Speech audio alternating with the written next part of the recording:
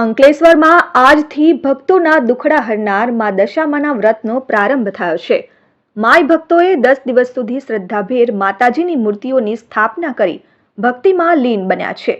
અંકલેશ્વર તાલુકા સહિત શહેરમાં આજે અમાસથી 10 દિવસનું આતિથ્ય માણવા દશામાની સવારી આવી પહોંચતા ભક્તિસભર માહોલ સર્જાયો છે. ભક્તોએ વાજતે ગાજતે દશામાની પ્રતિમાઓ ખરીદી ઘરે પધરામણી કરી હતી અને 10 દિવસ માટે વિધિવત દશામાની પ્રતિમાઓનું સ્થાપન કરી માય ભક્તોએ દશામાના વ્રતનો આસ્થાભેર પ્રારંભ કર્યો છે. 10 દિવસ સુધી ભક્તો દશામાની ભક્તિમાં લીન રહેશે. ભક્તોના દુખડા હરતા મા દશામાના વ્રતનો પ્રારંભ તથા 10 દિવસ સુધી વિવિધ ધાર્મિક કાર્યક્રમ યોજી જેમાં માય ભક્તો ભક્તિમાં લીન બનશે. દશામાનું મંદિર અહીંયા આવેલું છે અંકલેશ્વર. વર્ષોથી દશામાના મહિમા બહુ મોટો છે. જેવી જેને શ્રદ્ધા તેવું તેને ફળ.